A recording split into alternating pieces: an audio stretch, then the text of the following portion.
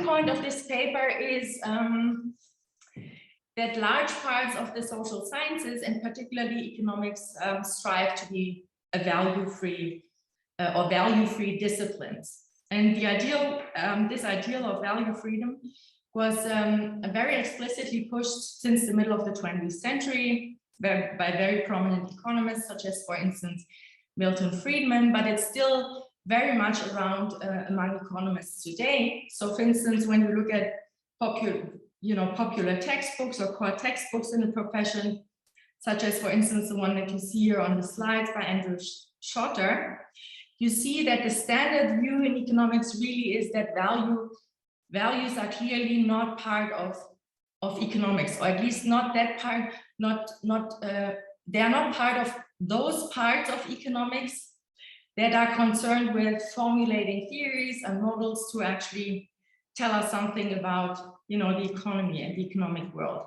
So here's a quote by Schotter from a very popular textbook, which says, "Positive economics deals with what is rather than what ought to be, and involves descriptive statements that are objective and verifiable." And underlying these kinds of claims or beliefs is a commitment among economists that has been called the fact-value dichotomy, or as economists often call it, the positive-normative dichotomy. And that's the assumption that facts and values can actually be distinguished, and that they can also be clearly separated. And that therefore, once we separate those, economics can be value-free.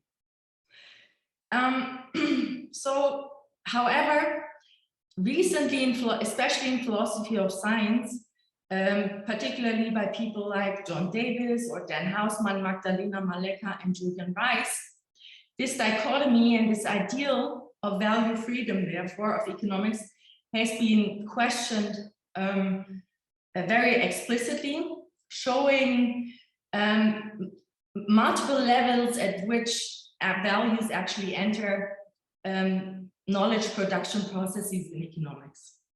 And one particular entry point that the literature has highlighted, but not extensively discussed, is the process of concept formation and the question of whether, and if so, how values enter actually the kinds of procedures that economists use to come up with their concepts.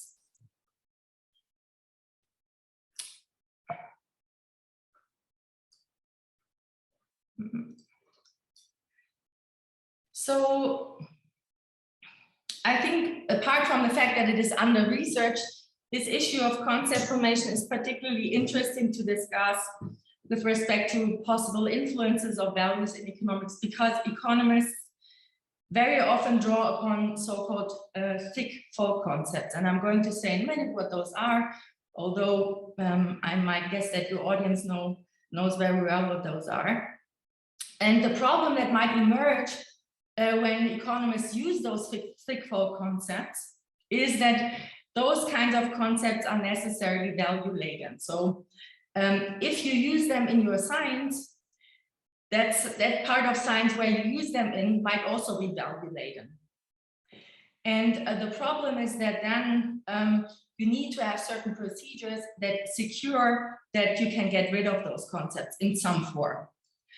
And many people have argued that this is actually not possible. So, for instance, Hilary Putnam has made this point very forcefully, that economics cannot be value-free precisely because it uses these thick folk concepts. And here's a quote by Putnam, which I think makes this point very forcefully, that facts and values are deeply entangled when it comes to the social world, which is why these they cannot actually be separated.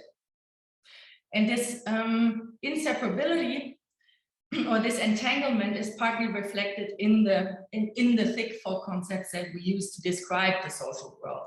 And that's a problem that Putnam sees that emerges for economists. And he says, the world we inhabit, particularly when we describe human beings, for the purposes the economist is interested in, is not describable in value-neutral terms.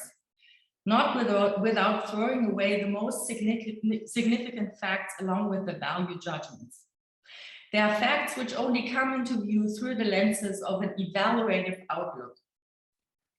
So Putnam seems to think that economics has to rely on these thick folk concepts in order to even identify social phenomena in the first place. So we can only see them once we acknowledge that we describe them by drawing in some way on evaluation. And now the question is whether this is actually the case in economics, or whether that's only the case in our day-to-day discourse. And the answer to this question is not really straightforward, because there might be concept formation procedures in science that allow for the exclusion of values in these thick folk concepts, although we draw upon them. And such procedures might then enable the scientists to come up with a value-free version, so to say, of this folk concept. So now, what exactly are these thick concepts? The term comes from metaethics, where it's used to label expressions of concepts that have both a descriptive and an evaluative component. And there are multiple definitions around. Here's just a rough definition of them as those kinds of concepts which describe states of affairs or behaviors and evaluate them positively or negatively. And one example for such a thick folk concept, you can think of course, many, is courageous. When we call Sarah courageous, we describe her as someone who is willing to take more risks than other people, but we also evaluate that behavior as something positive or desirable. So you see these both components in the concept courageous. And what I think is interesting to notice is that some philosophers, for instance, Putnam, seem to allow for the idea that in those kinds of cases where you use those concepts, the evaluative component of those concepts can take over a classificatory role. So for instance, as I'm going to discuss in the rest of the talk, the concept of addiction or addicted might be such a thick folk concept where the evaluative component has such a classificatory role. So for example, we can describe John as someone who drinks more alcohol than the average person, but we also evaluate that behavior negatively. And using the term addicted to label John does not only describe and evaluate this drinking behavior, but it seems to classify a specific behavioral pattern as a disorder or a disease, and thereby distinguish it from other behavioral patterns that are similar. So for instance, habitual drinking or something.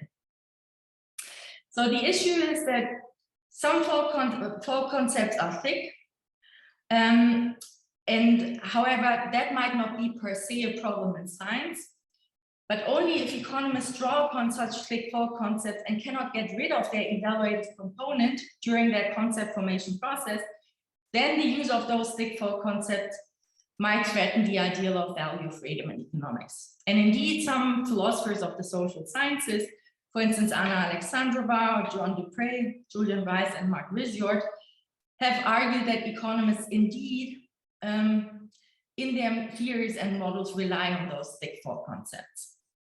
And they have discussed examples like well-being, unemployment, and inequality. And they argue in various ways that values are still part of those concepts when they are formed, operationalized, and measured, and so forth. But that also values play a large role in classifying those kinds of phenomena in the first place. So the upshot here is really that the use of thick folk concepts might pose a problem for the social sciences, including economics, of course, because they are thick, and social scientists might not be able to get rid of the evaluative component in their kind of scientific concept formation procedures. And that's an issue that we want to explore further in this paper. So there's a huge debate in meta-ethics about the different aspects of thick concepts. There are many experts on this, some of them in the audience that know much more about this. However, one thing is clear, it's not exactly pinned down and agreed upon what exactly those thick folk concepts are, or thick concepts are. And also furthermore, when you engage in this meta-ethical debate, it's really actually challenging to find a point of agreement among ethicists about something that concerns those thick concepts. And what we've tried to do is to separate three different kinds of theses that we found relevant for our discussion in the debate, which we call the Semantic Inseparability thesis, the Ontological Entanglement thesis, and the Practical Indispensability thesis. And I'm going to focus in this talk on the last one, Practical Indispensability thesis, mainly. But let me quickly outline what these theses are about. So what we call the Semantic Inseparability thesis claims that the truth conditions of thick concepts combine an evaluative and a descriptive component in such a way that the two components cannot be separated into two distinct components. And given that contention, the meaning of the concept is inseparably evaluative and descriptive. And this thesis is also what Putnam seems to argue, although Putnam is not always fully clear on what exactly his positions are. The second thesis that we call ontological entanglement thesis is maintaining that thick concepts reveal something important about the phenomena that thick concepts refer to, namely that those phenomena, as I mentioned before, are partly constituted by evaluations in such a way that their existence partly depends upon those values or evaluations.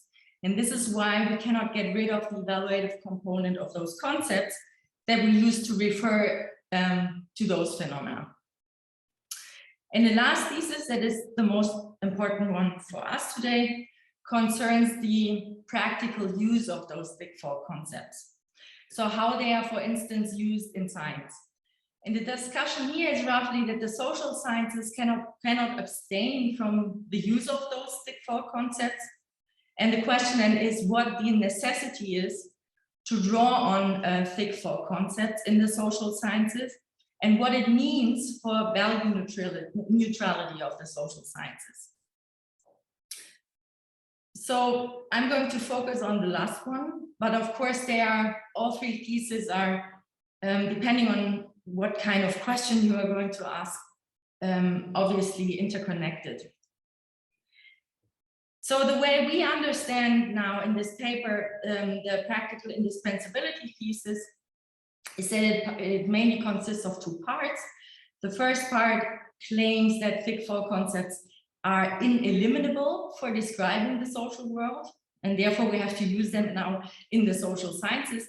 And this is because they're required to identify or pick out the phenomenon in the first place. And this is why we need them to pick out the phenomenon in science.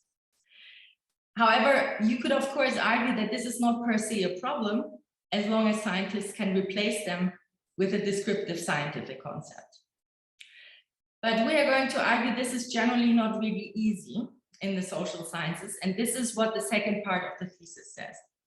Second, the thesis says that the corresponding social scientific concept requires value judgments, because the phenomenon those kind of concepts refer to are partly constituted by the evaluation. And this is why an attempt to remove the evaluation either leads to the scientist losing the phenomenon.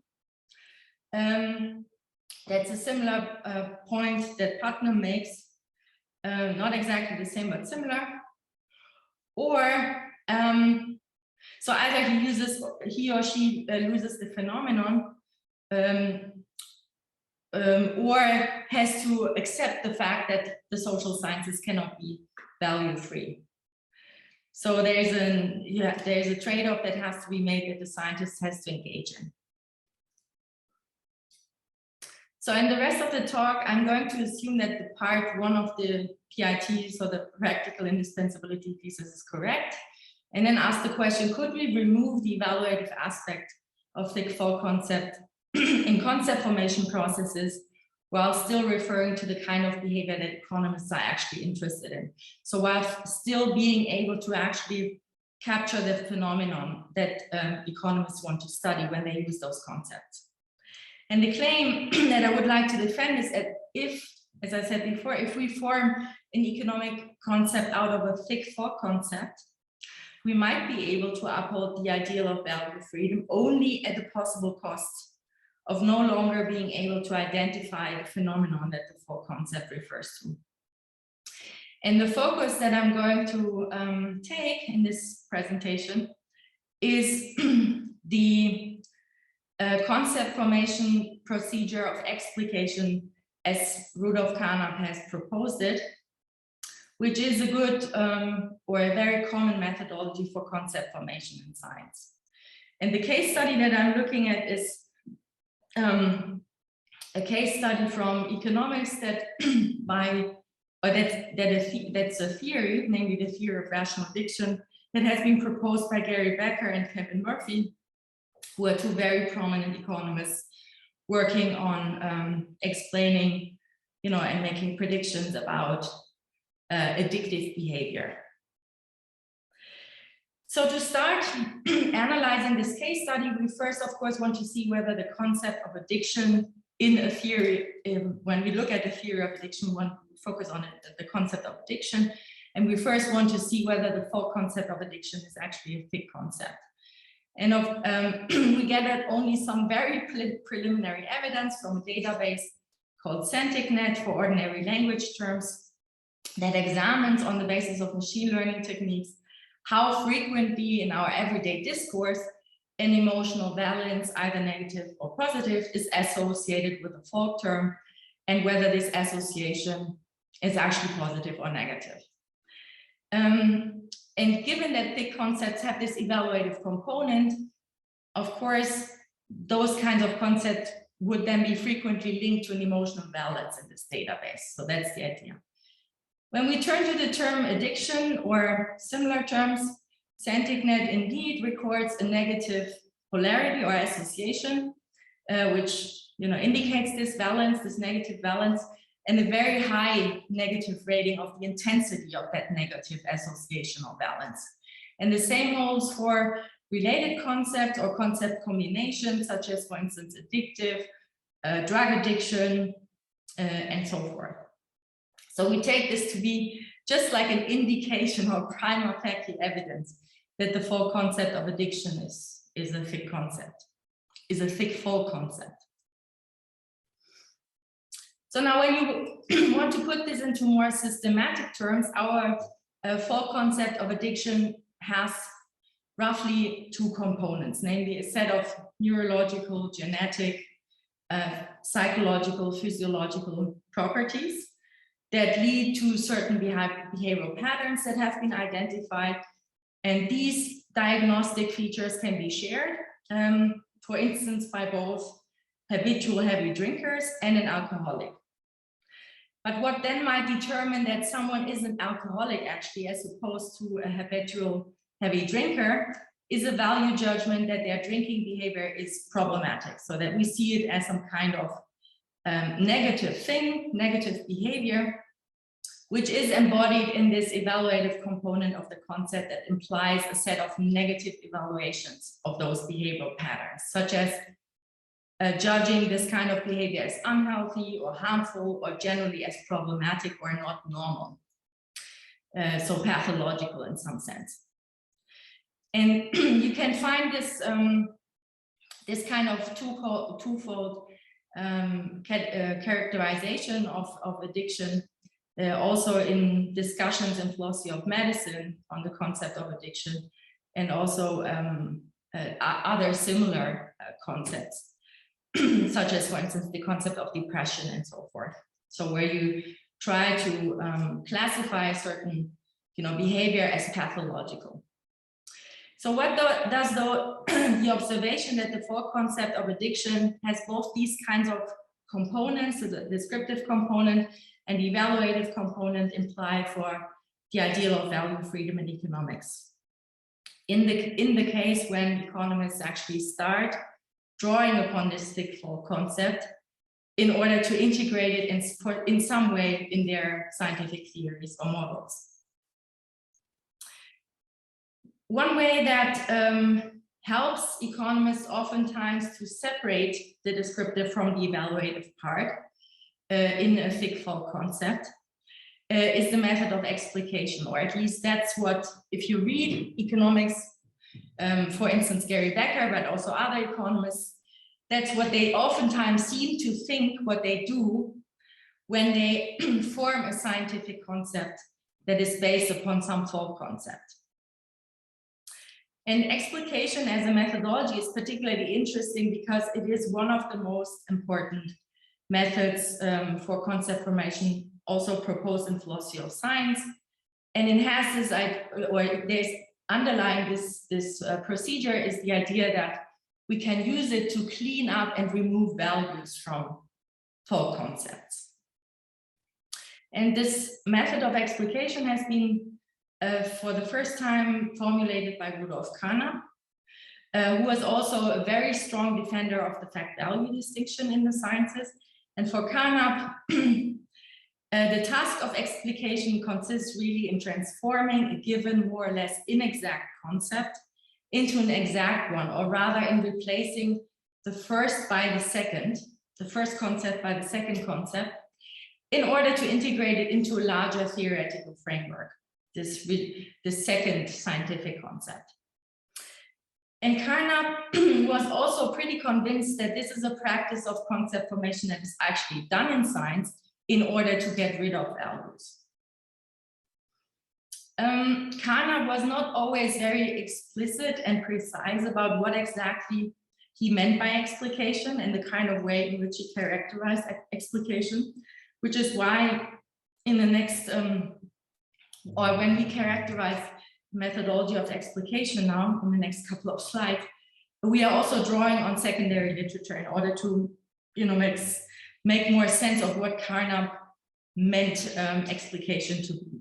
So we are drawing also on literature by Georg Grun, Katharina Dutinovaes, and James Justice particularly, who try to actually clarify Carnap in various ways. So what exactly does explication amount to? The way in which Carnap envisioned the process of explication was a two-step process, one of clarification and then one of explication. So the idea was that we start with an inexact folk concept, like a pre-scientific concept in ordinary language, which is of course ambiguous, vague, value-laden, etc. And then in the first step, we try to clarify this concept. And this clarification works as follows. Scientists select a subset of characteristics of this pre-scientific concept. Not all of them that we have in our day-to-day use of them, or that our day-to-day use of them implies, but rather in a very pragmatic way. So we select these characteristics depending on our scientific purpose. And then once we have done this, we come up with what Carnap calls the explicandum. That's the clarified full concept, if you will, that we then in a second step try to make even more precise. And in this second step, we turn this explicandum into a scientific concept, which is formulated in such a way that is still descriptively similar to the clarified or full pre-scientific concept, in such a way that they both, like the full concept and the resulting scientific concept, they both capture the same target phenomenon, but that the latter, so the scientific concept, can actually be integrated into some existing scientific theory or framework, which is of course not the case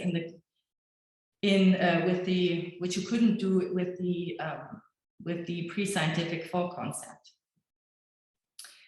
So that's the idea very roughly. And in order to say explicit, and Carnap calls this scientific concept, the resulting scientific concept, the explicatum. In order to make more precise what exactly the explicatum is, and what kind of criteria it should fulfill, Carnap formulated 4 conditions that an explicatum has to fulfill in order to be a good one. So that to consider the explication that led to this scientific concept, to this explicatum, to consider this explication a successful explication. And here is where he was not always very clear on what exactly he meant when he came up with these criteria. So here we draw mainly also on secondary literature to make this more clear. So the first condition is what's kind of called similarity. And he meant by similarity that while the explicandum, so the clarified concept, and the explicatum need to be not very closely similar, that means that the similarity need not preserve the exact meaning of the original concept. His idea was that in most cases where the explicandum has been used, the explicatum should also be usable. So they don't have the same extension, but there's an overlap in extension, or should be an overlap in extension. Second, and here we mainly draw on James Justice's clarification attempt of Carnap, which is the second criterion of exactness. The idea is that the explicatum, the resulting scientific concept, should be exact, meaning that the explicatum should be made precise by formalization or quantification in order to help formulating generalizations. And those generalizations we can then theories, if you will. And those theories we can then use in order to mainly give explanations and predictions about phenomena that we are interested in science. The third condition is fruitfulness, and here Katarina Dulce-Novas has interpreted this criterion because that was also very unclear in Carnap. She has interpreted this criterion as the condition that the explicatum, so the scientific concept, should allow for formulating predictions on the basis of those generalizations to allow for policy interventions. So the idea really is that not only can you come up with theories that are grounded on those concepts, on this resulting concept, but also you can make predictions that are stable on the basis of which you can actually plan interventions. And finally, given those three requirements or criteria, simplicity is the final criterion that says that the explicatum should be really as simple as possible for Carnap. And if the explicatum, the scientific concept, fulfills all four criteria, it should not only be usable in the sciences, but it should also, meaning that it should be integratable in the scientific theory, but it should also be value-free. So now how does this kind of methodology, explication, work as a methodology of concept formation in economics when thick folk concepts are turned into scientific concepts via explication? And the case that I look at is the concept of addiction used in the main theory of addiction in economics, namely one that has been introduced by Gary Becker in the 1990s, together with his colleague Kevin Murphy. And both are economists that work in the tradition of the so-called Chicago School, which is a school that not only proposes for economics to focus mainly on prediction and policy intervention when they come up with theories, but also it is a tradition that has fiercely defended the ideal of value freedom in economics. So Becker and Murphy are really very strong defenders of value-free economic science. And what I'm going to do in the rest of the talk now is to rationally reconstruct Becker and Murphy's concept formation procedure as an instance of explicating the full concept of addiction with the value-free scientific concept towards the value-free scientific concept of addiction that they then used in their theory of rational addiction.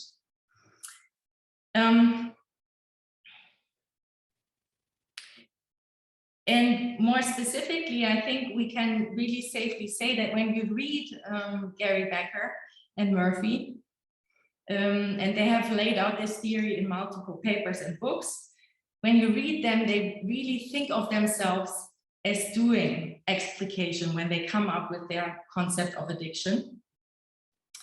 And they think not only that they follow the method of explication, but also that they end up with a concept that is completely value-free. Here we mark addiction star in light of Carnap's tradition, who marked always the explicatum with a star, the resulting scientific concept, also with a star. So in that sense, always when you see addiction star, that refers to the scientific concept, the resulting explicatum, that is grounded upon this big folk concept of addiction.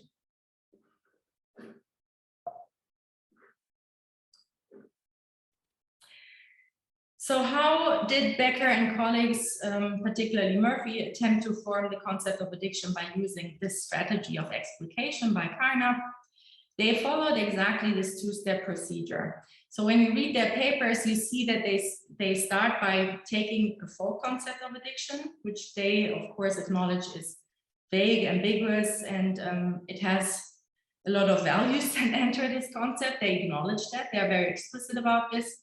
And in the first step, then they take, in the first step, they actually take on this, this task of clarification, for which they draw on a concept of addiction from psychological research on addiction at the time. So that was in the 1990s. And that psychological concept of addiction serves as their explicatum. And here, they specifically take out two psychological characteristics of addiction to be essential for their purpose. And those two kinds of characteristics are tolerance towards the consumption of an addictive substance and reinforcement. And I'm going to talk about those two characteristics in a minute, but the important thing is that they neglected all the other characteristics of addiction that psychologists at the time also identified, of course, as important. And they did so in pragmatic ways, because they thought these two characteristics were the most important for coming up with a theory of addiction that is economically relevant.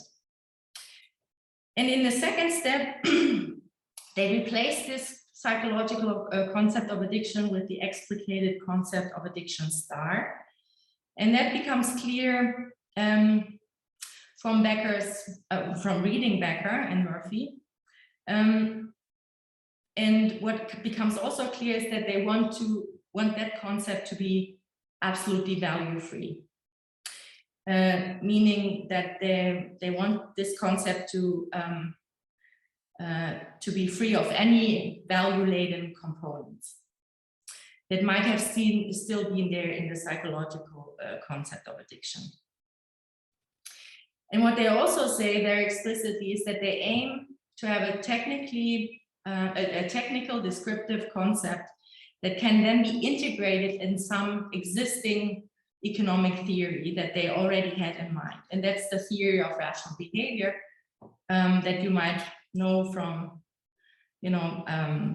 decision theory that is in philosophy. But I'm going to talk a little bit in a minute about what the main components of the theory of rational behavior are. But we can think of their account as similar to decision theory as it has been used in philosophy. So the result of this explication process is the following scientific concept of addiction. So they are explicatum.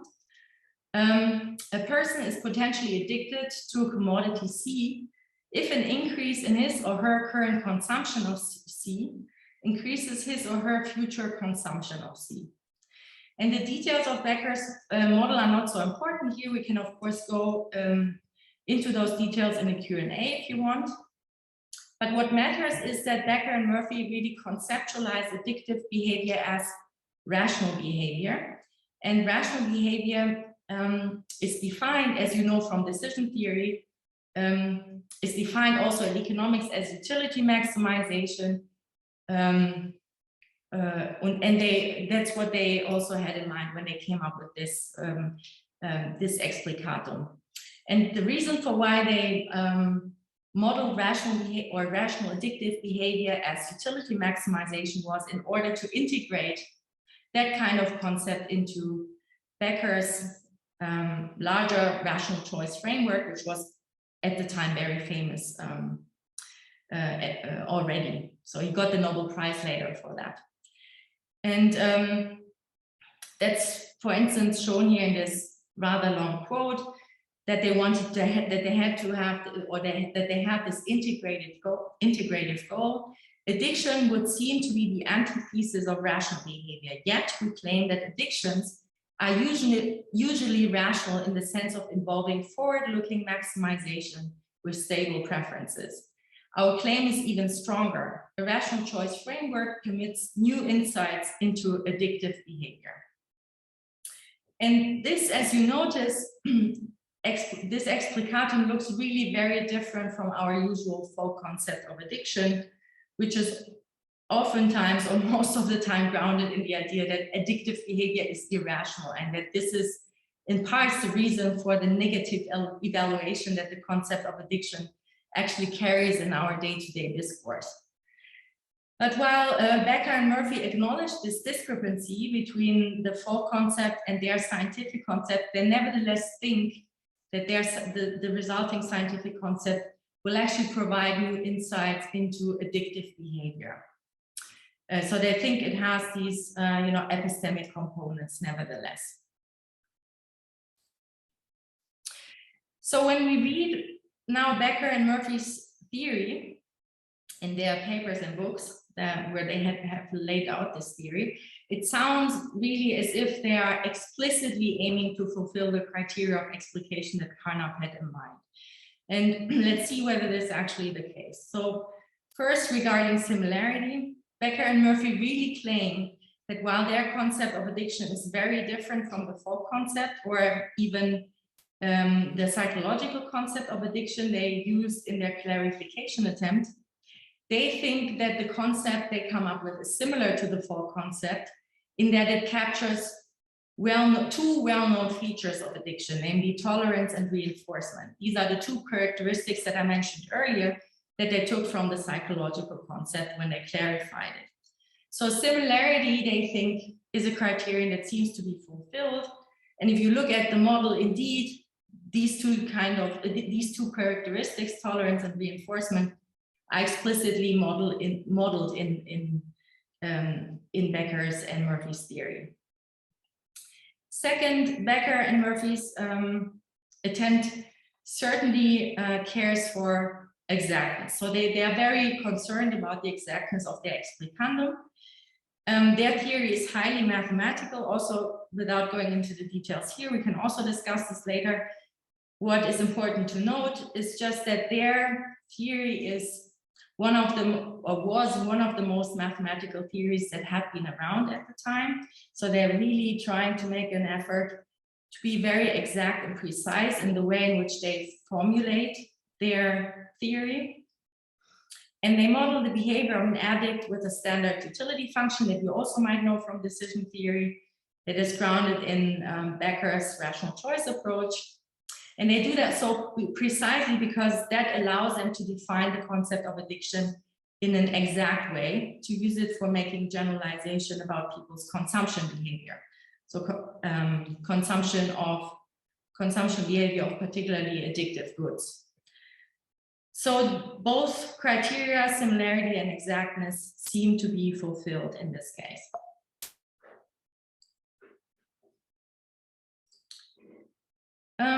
The third criterion was fruitfulness. That was the criterion that guaranteed predictive power and allows for policy interventions. And at least from Becker and Murphy's perspective, and arguably also from my perspective, fruitfulness is given with the explicatum. So it's well known that Becker's goal and that of economists at the Chicago School in general was prediction, as I mentioned before. And Becker is very explicit about fulfilling this goal also with his theory of rational addiction. So he wants to make predictions about possible policy interventions, such as changes in consumption behavior under changes of the incentive structure through an introduction of a tax, say on cigarettes or on alcohol, or in general under the condition of certain price changes of those goods. So he wants to predict how people change their behavior in light of, for instance, a cigarette tax. So fruitfulness is given in this from his perspective, and if you look into the literature that came later on after they formulated their theory, the theory was of course, predictions were tested and were more or less supported by empirical evidence. So it seems as if their explicatum actually helped them to satisfy fruitfulness. And finally, simplicity is mostly indicated by the fact that the concept can easily be integrated into Becker's rational choice framework without any additional assumptions or significant modification of that framework. So the fact that they only take two properties of addictive behavior from psychology as necessary conditions for addiction, namely tolerance and reinforcement, really simplifies their concept a lot, given, of course, as we all know, the very causally complex structure underlying addictive behavior. So addiction is a very complex phenomenon, and focusing only on those two seems to simplify a lot what is at stake. So from Becker and Murphy's, but also from our perspective, it seems that at least prima facie Carnap's criteria of adequacy are fulfilled, and that we can speak of a successful explication in our case study. So in the rest of the talk, I argue that while Becker and Murphy's new concept actually satisfies Carnap's criteria for a successful explication, that does not really guarantee that their explicatum is value-free. Rather, I think their attempt to isolate the evaluative component of the concept of addiction via explication fails, in fact fails in light of their own goals. And to see this, it is important to acknowledge an important distinction that they make in their theory, namely between beneficial addictions on the one hand, such as, for instance, they have examples like listening to music or doing sports, and harmful addictions, for instance, using heroin or cocaine or alcohol to the excess. And the reason for why this is an important distinction is because for them, harmful addictions are really of interest. Because as society, we can, of course, accept beneficial addictions. We don't care about someone listening excessively to music. We only care, when it comes to policy interventions that we want to plan, we only care about harmful addictions and care about how we can actually minimize those.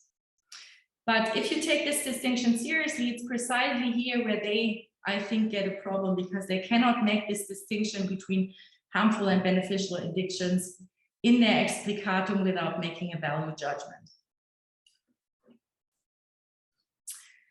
To see this, we need a few more details about Becker's and Murphy's explicatum. As I mentioned before, they take their explicatum to capture really two essential properties of addiction from the explicatum from the explicandum that originated in psychology, and that is reinforcement and tolerance. And what do those two characteristics mean? Reinforcement, in fact, captures the idea that relief from withdrawal, when someone consumes the substance that they are addicted to, reinforces future consumption of a substance. And tolerance captures the idea that the more I consumed in the past of this particular substance that I'm addicted to, the more I need in the present to experience or have the same effect that I had in the past when I consumed it. And they formulate both properties and as part of their concept of addiction star, so as part of their concept of their explication, as part of their explicatum, as follows. Reinforcement in their terminology means that greater past consumption of addictive goods increases the marginal utility of present consumption. So,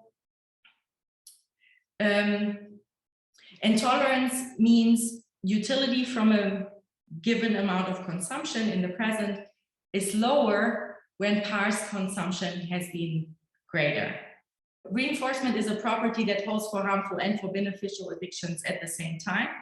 So if I experience withdrawal, I want to consume again in the future. And that holds for instance, if I listen excessively to music, but it also holds for excessively consuming heroin, say. And tolerance only holds, however, for harmful addictions. For instance, when you think about tolerance in the case of music addiction, so it's not that you, the more you, that you need more in order to actually consume, to get the same utility out of music consumption as you did need in the past. And given that reinforcement holds for beneficial and harmful addictions, whereas tolerance only holds for harmful addictions, tolerance is a property that doesn't really help us draw the distinction between harmful and beneficial addictions that Becker, however, needs. So the property of tolerance really motivates this distinction for Becker. Okay. So for him, tolerance is really the necessary condition for harmful addictions, not so for beneficial addictions. And the way in which they formulate tolerance in rational choice terms is by defining in terms of behavior where higher past consumption of harmful goods lowers present utility. So let me read you out a quote from Becker. Rational harmful addictions, but not beneficial addictions, do imply a form of tolerance because higher past consumption of harmful goods lowers present utility from the same consumption level. So if you think about the addiction to music, you see that this is not really the case for beneficial addictions. And the question now is, how do Becker and Murphy determine when, that is, for which kind of good utility is lowered in order to uphold this distinction, if they need it so much, if they need it? So the first strategy in order to uphold this distinction between harmful and beneficial is that they could just claim that this distinction is objectively given by the world. So we look at the world and then know what kind of addictions are harmful and what kind of addictions are beneficial. So there might be some intrinsic property of the substance consumed, for instance, of the good, that lowers the consumption, the consumer's utility when consumed. But the problem is that such a property really doesn't exist, and they admit that themselves. The way they think about addiction is that it involves an interaction between a person and a good. That is, that there is nothing really intrinsically harmful or beneficial about the good consumed. And if you think about it, that makes also perfect sense, because you could think about jogging addicts who harm themselves by running too much, and they don't accept their limits, and you would classify this as harmful, of course. And you could also think about students, I don't know if that's an appropriate example, but you can think of students taking cocaine once in a while, or some other kind of attention-enhancing drug to help them study for the exam all night. But you wouldn't think that this is necessarily a harmful addiction. So you can't point to cocaine as when consumed tells you, you can't point to cocaine having an intrinsic property that tells you when an addiction is harmful and beneficial, because in these kinds of cases, you would think generally jogging is a good thing, but it can be harmful, whereas you would think that cocaine is a bad thing, but it can also not be harmful when consumed. So pointing to the world, or more explicitly to the substance that you consume, cannot really justify the distinction between beneficial and harmful addiction. The second strategy, in order to determine the distinction between harmful and beneficial, is that it might be determined by the agent herself.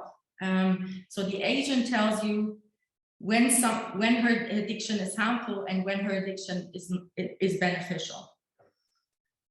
So one could say that it is the agent's perception of how her present utility is affected that is really relevant. And this is something that economists have done for a long time when they refer to utility being actually subjective to the agent. And it's only the agent who can tell you when her utility is actually increasing and when her utility is decreasing. But here the problem is that Becker and Murphy have to either accept an inconsistency in their theory, I think, or they lose the phenomenon that they are studying, namely addiction. So either the rational agent is aware of the decrease in utility, so she tells you, yes, when I consume cocaine, my utility decreases. However, because she is rational in the theory, that's what the Explication actually tells us, this would mean that she would be purposefully in the theory decreasing her utility. And this is an impossibility for Becker's definition of rationality as utility maximization, because of course the concept of addiction star, so the Explication, would allow for irrationality in that case, and that leads to an inconsistency in the theory. Then it would allow for, or would model behavior as rational, at the same time the agent could be irrational, an addictive agent could be irrational. That doesn't go together. Or if the agent is not aware of the utility decrease, then her addiction is not harmful, because only the agent's perception, of course, is relevant for assessing how her utility is affected. And if she does not view her behavior as harmful, then it is not harmful by definition. And in this case, however, Becker and Murphy's concept would not refer anymore to an instance of the phenomenon, because if the agent would say, well, it's not really a harmful addiction, and we would infer that then it is not a harmful addiction, we might miss those kinds of cases where an addiction is harmful, but that the agent wouldn't be able to actually tell. Thus, this second strategy also doesn't really work, because Becker cannot justify the distinction between harmful and beneficial by relegating it to the agent. Finally, they might outsource the value judgment between harmful and beneficial to the policymaker. And the policymaker can decide whether present utility is lowered. However, in this case, they, I think, confront also two kinds of problems. First, they might face a conflict because they would have to take up government's criterion of the legal status of a drug.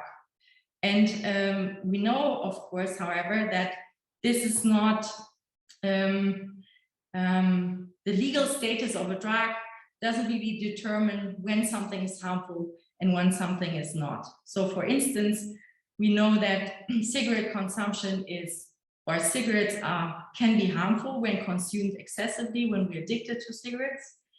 But of course, their status is legal. So they are legally available. And this is why taking up the government's criterion of legal status doesn't really help us to draw this distinction. And second, the government's distinction could also be sometimes arbitrary, depending on, interests of lobby groups, for instance. They might be the distinction might be factually uninformed, potentially influenced by some political interests, either inside the political realm or outside the political realm. And so we can't really, as scientists, outsource this distinction to the policymaker. What Becker and Murphy ultimately do is to drop the distinction altogether between harmful and beneficial. And then in this moment where they drop the distinction, they also drop tolerance as a property of harmful addiction. So what they say is addiction is really simply defined as a strong habit, and the only characteristic that they keep when they define it as a strong habit is the characteristic of reinforcement. However, there's at least one problem with that strategy, namely that this kind of move would definitely violate Carnap's similarity condition. So Becker would lose the phenomenon, I think, that he was interested in the first place, namely addiction. In the moment where they drop tolerance, it's no longer clear if Becker talks about a behavior that we think is actually harmful. That's an essential property, however, of our full concept of addiction, of course, that we consider addiction to be a harmful behavioral pattern. And in that moment where we would drop this, this characteristic, we might end up with a concept that doesn't really pick out the phenomenon that we were interested in the first place. And in this case, addiction would also not meet the weak criterion of preserving usage in most of the important cases. It would neither be able to individuate out the relevant behavioral pattern, nor would it be able to distinguish between, for instance, the habit of drinking and alcoholism. And we really want to have a concept that distinguishes between the two. But by dropping tolerance, that would not be possible anymore. So in that moment where Becker and Murphy opt for this strategy, they really change the subject and are not talking about addiction anymore. And similarity, even in this very weak sense that Carnap defines similarity, would actually not be fulfilled anymore as a criterion. So what can we learn from this case more generally? I think that this case clearly shows the important classificatory function that thick folk concepts play for us to organize and divide the social world in the sciences, and that because the evaluative aspect often plays this classificatory role, we might lose the phenomenon if we want to get rid of the evaluative component in our respective scientific concept. But if thick folk concepts have this classificatory role, then this raises, of course, the question about the ontological status of the things that economists study, so that these concepts refer to.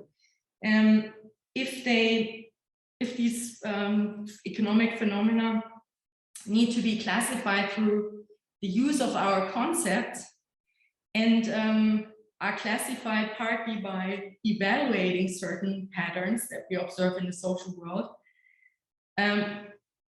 how can we think about these entities that economists are referring to? Are they real or are they not real? Are they constructed?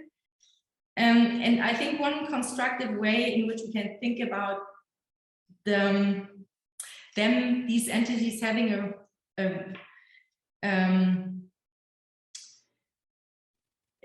an ontological status that we can, that would be in line with a realistic or with some kind of scientific realism, is when we consider them to be what Oskar Limäcki, a philosopher of economics, has called common sensibles.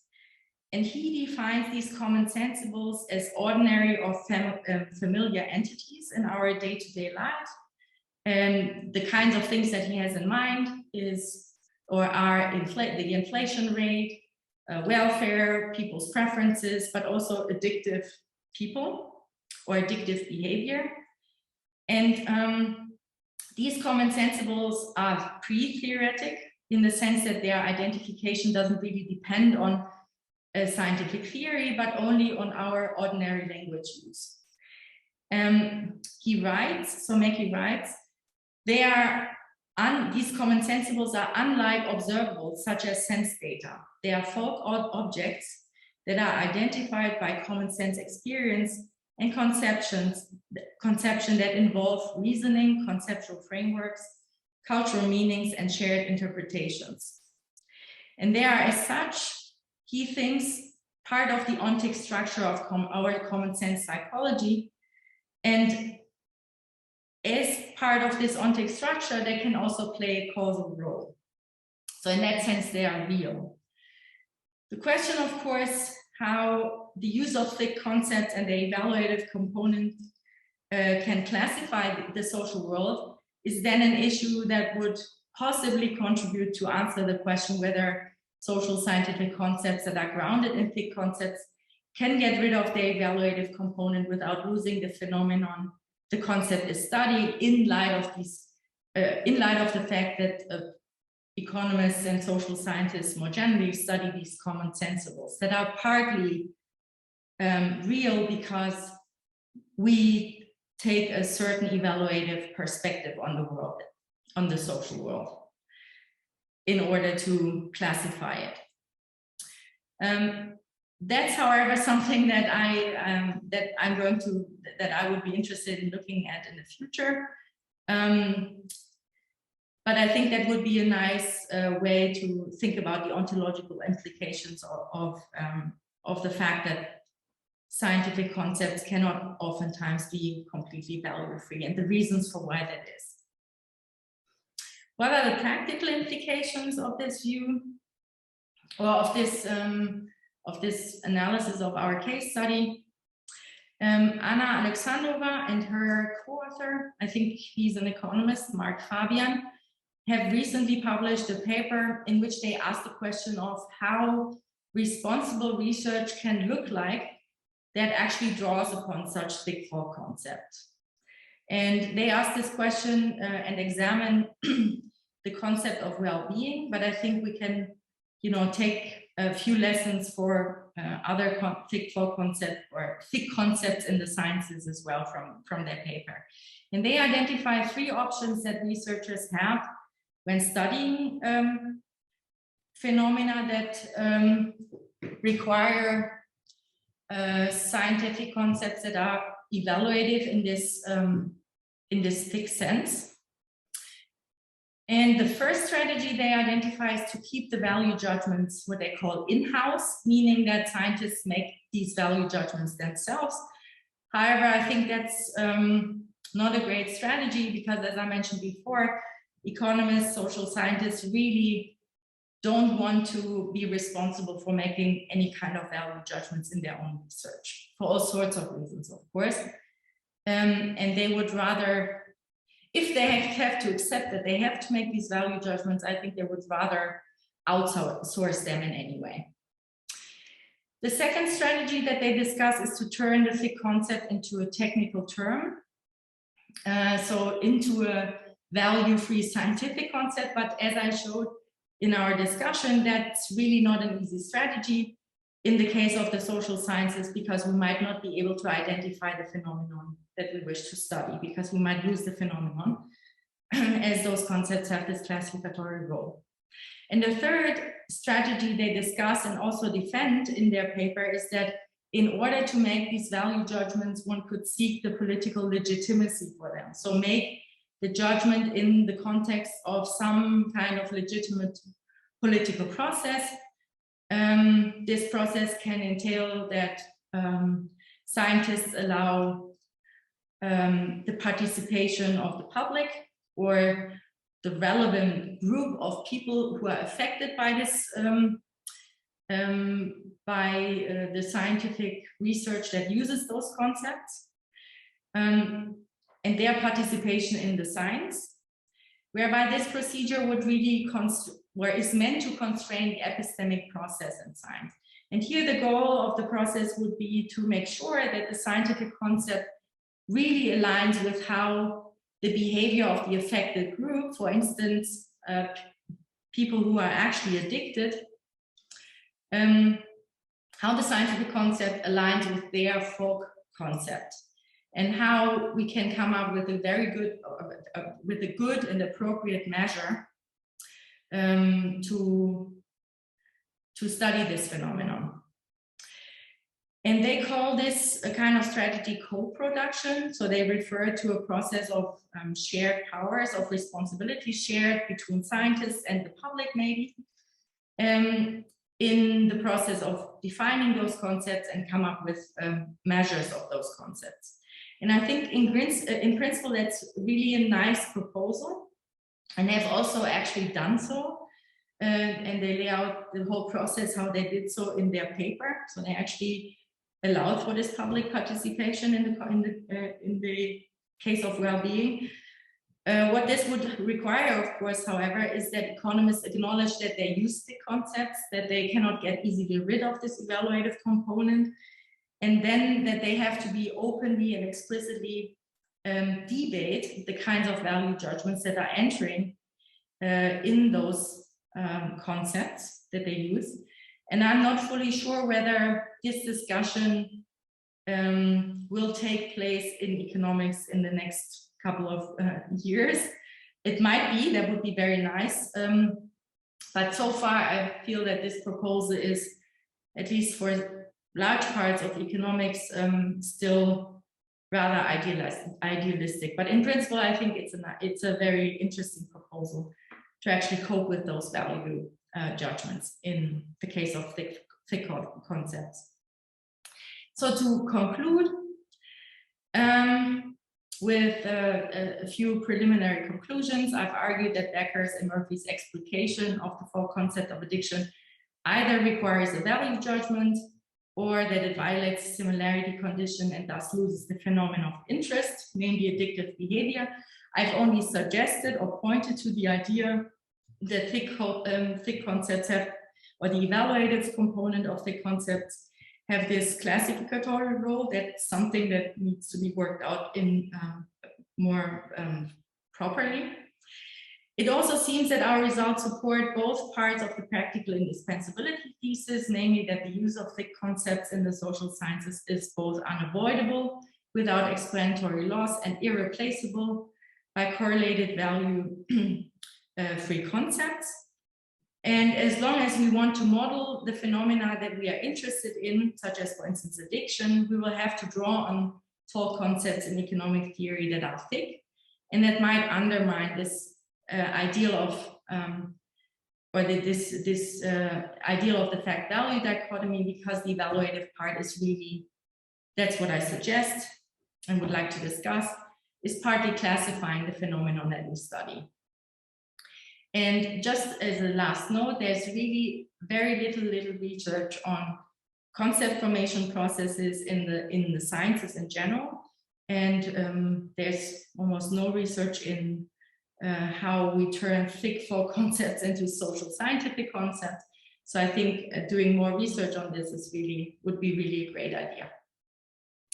Thank you very much.